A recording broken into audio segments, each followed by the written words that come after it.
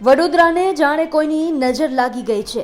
હાલમાં જ બોટ દુર્ઘટનામાં 14 લોકોના જીવ ગયા હતા અને વધુ એક દુર્ઘટના અહીં સામે આવી છે, જેમાં એક લાઈફ કેર કંપનીમાં અચાનક બ્લાસ્ટની ઘટના સામે આવી હતી, જેમાં 3 લોકોના મોત થયા છે।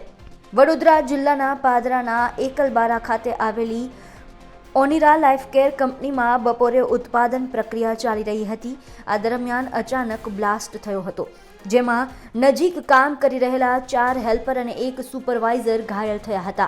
તમામને સારવાર અર્થે વડોદરાની ખાનગી હોસ્પિટલ ખાતે ખસેડવામાં આવ્યા હતા, જેમાં 3 હેલ્પરનું અરેરાટીભર્યું મોત નીપજ્યું હતું, જ્યારે 1 હેલ્પરને સામાન્ય ઈજાઓ પહોંચતા તેમને સારવાર બાદ રજા આપી દેવામાં આવી હતી।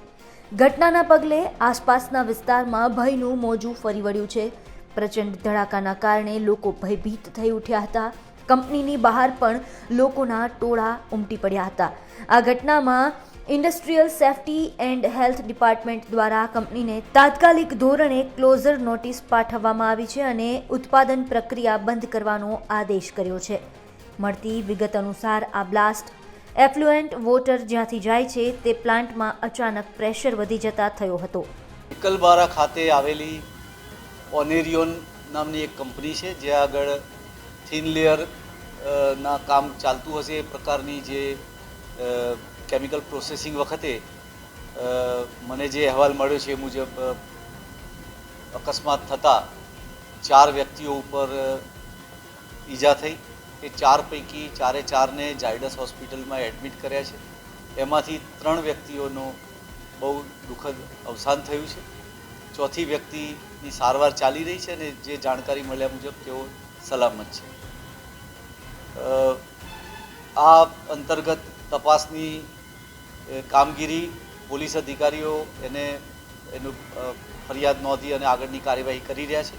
સાથોસાથ ડિસ્ટ્રિક્ટ ઇન્ડસ્ટ્રીયલ સેફ્ટીની જે ટીમ હોય છે આપણી ઉદ્યોગ વિભાગ અંતર્ગતની, એ ટીમ અત્યારે ત્યાં પહોંચી ગઈ છે અને અકસ્માતના કારણોનો તલસ્પર્શી અભ્યાસ કરીને અહેવાલ આપશે।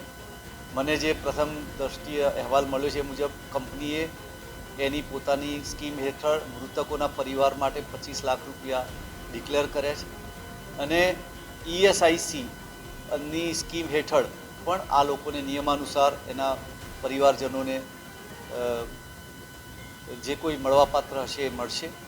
અત્યારે કંપનીની અંદરની જે તપાસ છે એનો અહેવાલ મળવા ઉપર બાકી છે કે અકસ્માતમાં ટેકનિકલી કયો ઇસ્યુ હતો। વડોદરાથી દિગ્વિજય પાઠકનો અહેવાલ, ગુજરાત તક।